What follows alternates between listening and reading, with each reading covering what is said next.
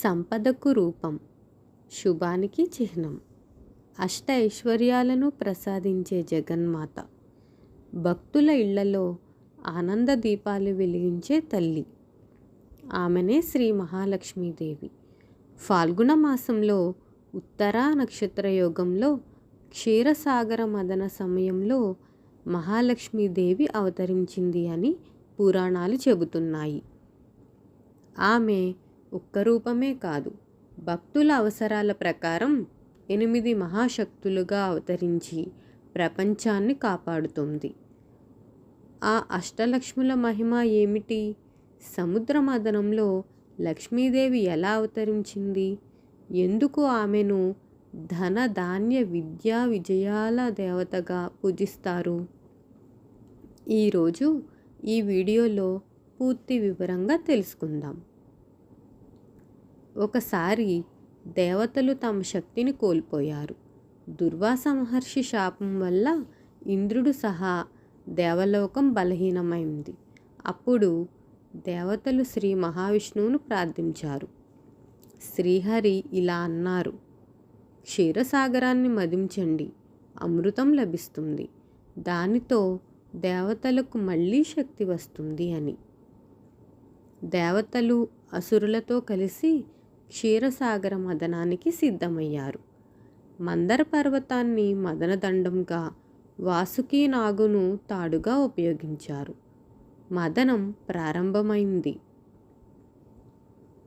సముద్ర మదనంలో ఎన్నో దివ్య వస్తువులు బయటకు వచ్చాయి. అందులో అత్యంత దివ్యమైన అవతారం అదే శ్రీ మహాలక్ష్మీదేవి. పద్మంపై ఆసీనురాలై, చేతుల్లో కమలాలు ధరించి అపారమైన కాంతితో జగత్తును ప్రకాశింపజేస్తూ ఆమె ప్రత్యక్షమైంది. దేవతలు, ఋషులు, గంధర్వులు అందరూ ఆమెను మంగళహారతులు ఇచ్చారు. ఆమె దర్శనంతో 3 లోకాలు శుభమయమయ్యాయి. శ్రీ మహావిష్ణువు హృదయాన్ని ఆశ్రయించి జగత్తు పాలనలో భాగమైంది లక్ష్మీదేవి. అందుకే లక్ష్మీనారాయణులు అనేది అత్యంత పవిత్రమైన దైవస్వరూపం. మహాలక్ష్మీదేవి భక్తుల అవసరాలకు అనుగుణంగా 8 రూపాల్లో అనుగ్రహిస్తుంది.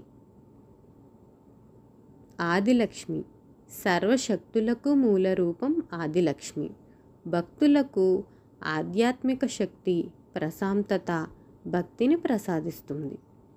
ఇంటి లోపల శాంతి ఉండాలంటే ఆదిలక్ష్మి కటాక్షం అవసరం. ధాన్యలక్ష్మి, అన్నపూర్ణ స్వరూపిణి ధాన్యలక్ష్మి. ఇంట్లో అన్నం, ఆహారం, పంటలు సమృద్ధిగా ఉండేలా కాపాడుతుంది. రైతులకు ప్రత్యేకంగా ఈ అమ్మవారి ఆశీస్సులు ఎంతో ముఖ్యమైనవి. ధైర్యలక్ష్మి, భయాన్ని తొలగించి ధైర్యాన్ని ప్రసాదించే తల్లి ధైర్యలక్ష్మి. కష్టకాలంలో మనసుకు బలం ఇచ్చేది ఈ అమ్మవారే.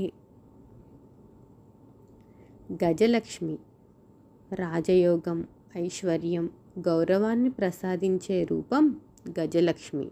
ఇంద్రుడు కూడా ఈ అమ్మవారిని పూజించి తన వైభవాన్ని తిరిగి పొందాడని పురాణం చెబుతుంది. సంతానలక్ష్మి, సంతానం, కుటుంబ సుఖం, పిల్లల ఆరోగ్యాన్ని కాపాడే అమ్మవారు సంతానలక్ష్మి.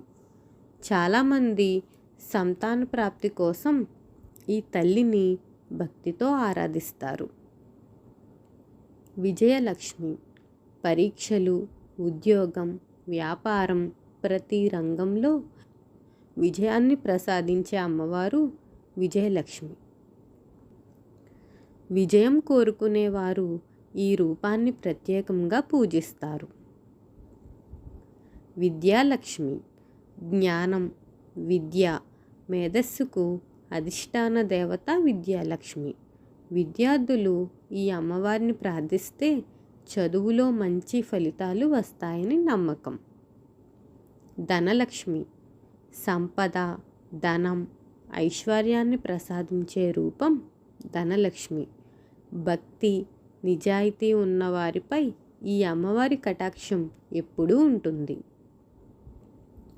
లక్ష్మీదేవిని ఎలా పూజించాలి? ప్రతి శుక్రవారం దీపం వెలిగించి ఓం శ్రీ మహాలక్ష్మై నమః మంత్రాన్ని జపిస్తే శుభ ఫలితాలు కలుగుతాయని శాస్త్రం చెబుతుంది.